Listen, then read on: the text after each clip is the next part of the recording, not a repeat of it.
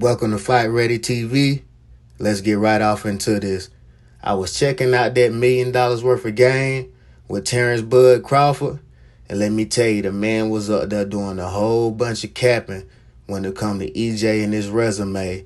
And shout out Gilly, because he straight up told Terence that Earl had the better resume, and Terence didn't like that, man. He started discrediting Danny Garcia, basically saying that Danny Garcia was an easy outing for EJ, which is not true, man. If anybody know boxing, they know Danny Garcia is not an easy outing for anybody.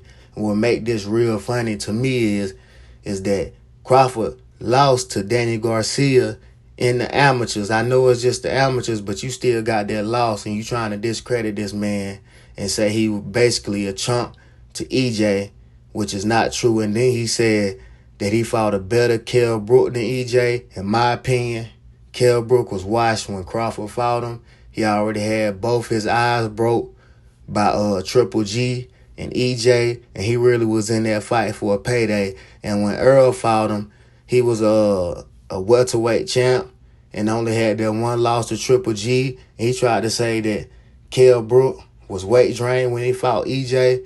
I know he had just came down from middleweight and fought EJ, but if you look at it, he was really at middleweight for a longer period of time, and he came down and fought Crawford. So, in my opinion, Kell Brook was more weight drained when he fought Crawford due to not fighting that welterweight for like 3 years. So I really don't know what Crawford mean when he say that he was more weight drained when he fought Earl. That's not true. I think it's the opposite way around.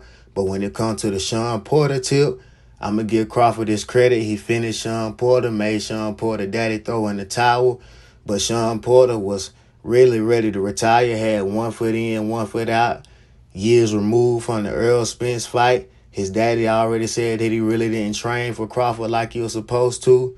So, man, like I said, I'm not a hater, but that's discrediting that win against Porter for me, even though he finished him. But he going to find out why Errol Spence got the better resume come July 29th. When Errol Spence come ready for war, man, he going to find out that he ain't fought nobody like Errol Spence. His resume got a few bums on it. Just like his last fight, he took a tune-up against David Avanesian. Earl would have never took that fight. Didn't nobody know who David Avanesian was up until Crawford fought him. What Earl looked like taking that kind of fight. Before he signed the fight Crawford, he was going to fight Keith Thurman. That's a way, way, way better fight than a David Avanesian, man. I really do believe that.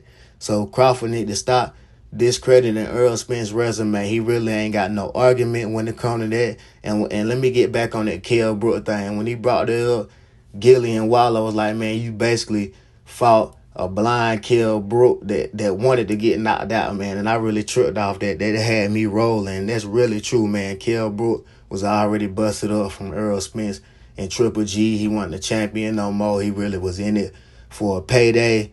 So he can't really just bring it up. The man really capping when it comes to EJ and his resume. And July 29th, he gonna find out in Las Vegas, Nevada, when EJ brings straight war from beginning to end.